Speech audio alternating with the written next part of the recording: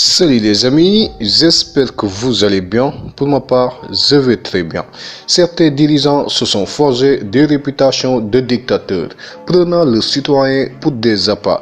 Au cours des 130 dernières années, certains de nos dirigeants ont été les architectes des génocides les plus horribles, des morts systématiques, des guerres brutales et des réformes politiques draconiennes. Et voici les amis, 8 des dictateurs qui ont le plus marqué l'histoire. Alors, sans plus tarder, si vous êtes nouveau à la chaîne, n'oubliez pas de vous abonner et d'activer la cloche de notification pour ne plus jamais rater aucune de nos vidéos. Allez, on commence.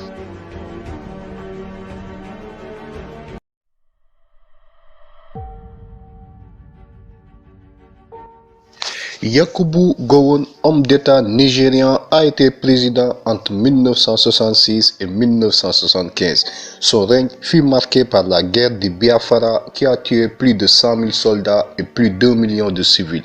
Il a été destitué 9 ans plus tard par Murtala Mohammed.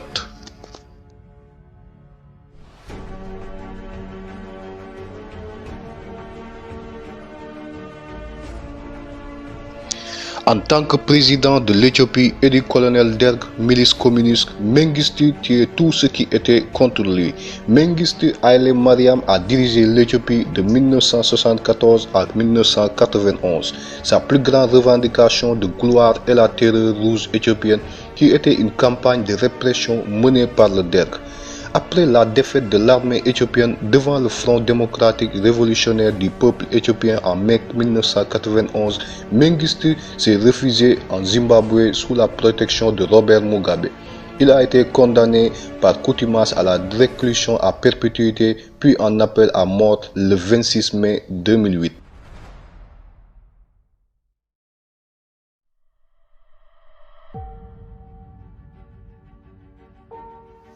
Le père de Kim Jong-un est l'un des dictateurs les plus sanguinaires de l'histoire. Il s'est battu pour une économie planifiée qui permettait au gouvernement de prendre toutes les décisions pour le pays. Pour diverses raisons, le peuple nord-coréen ne l'a jamais aimé et son emprise sur le pouvoir était donc au mieux tenue. Pendant son règne, des camps de prisonniers étaient construits dans tout le pays pour contenir les masses croissantes de personnes qui s'opposaient à lui.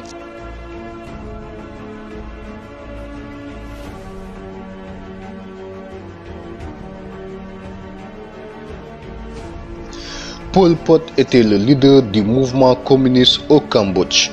Il a tenté de nettoyer le pays et cela a entraîné la mort d'environ 1,7 à 2,5 millions de personnes. À la fin des années 1970, il a mis en place une politique appelée collectivisation agraire, qui obligeait la population de la ville à se rendre dans les fermes pour faire un peu de travail et vice-versa pour les fermiers. Paul ne s'est pas contenté d'asservir son propre peuple, il ne les nourrissait pas bien, leur donnait peu de soins médicaux et exécutait beaucoup d'entre eux.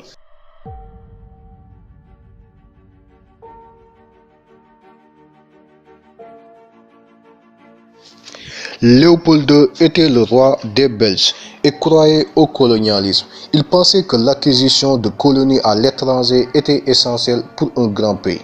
Il a lancé une entreprise qui semblait bien fonctionner, l'International African Society. Un an plus tard, il se rendit au Congo avec cette compagnie revendiquant un lopin de terre 14 fois plus grande que la Belgique. Il a ensuite contraint les populations indigènes au travail forcé, créé une industrie du caoutchouc très active et maltraité ses travailleurs.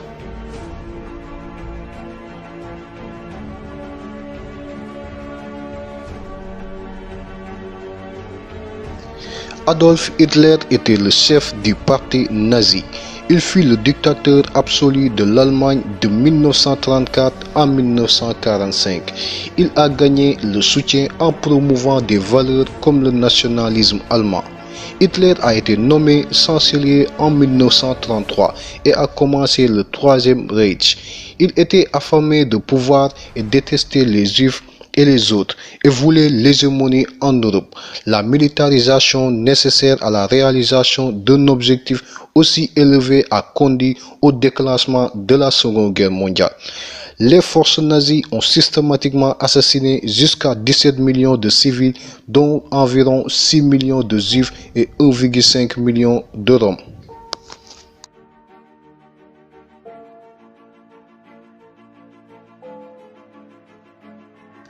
Joseph Staline fut le premier secrétaire du Parti communiste de 1922 à 1953.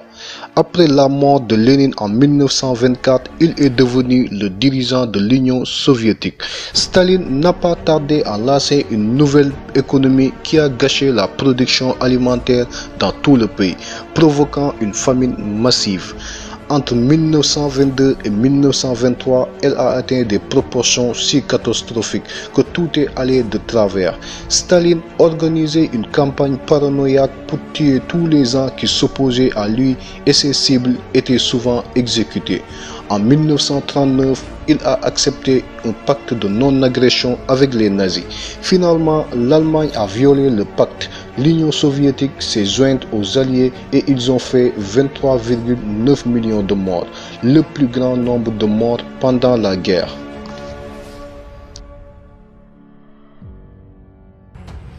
Mao Zedong était un révolutionnaire, un théoricien politique et un dirigeant communiste à la tête de la République populaire de Chine.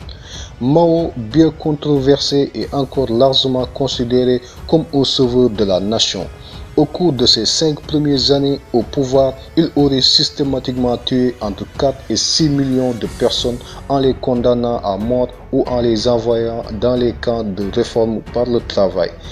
Ses programmes sociaux, le grand bond en avant et la révolution culturelle sont les deux initiatives les plus désastreuses. La première était un effort d'industrialisation rapide de la Chine. Son objectif était de faire de la Chine le premier exportateur d'acier. Rien que pour ce programme, on estime à 20 millions le nombre de morts. Il y a le mouvement des 100 fleurs. Mao Zedong a demandé aux gens de venir lui dire comment ils devraient gouverner la Chine. Intellectuels et libéraux ont mordu à l'occasion de lui dire ce qu'ils pensaient vraiment et ont été encouragés par le Parti communiste à le faire. Puis dans un changement soudain d'avis ou d'une mission incroyable, astucieuse pour faire sortir des détracteurs, le gouvernement a persécuté 500 000 d'entre eux, ceux qui étaient considérés comme des penseurs dangereux. Ces politiques et ces prises politiques de 1949 à 1976 ont causé la mort d'environ de 49 à 78 millions de personnes, selon plusieurs sources.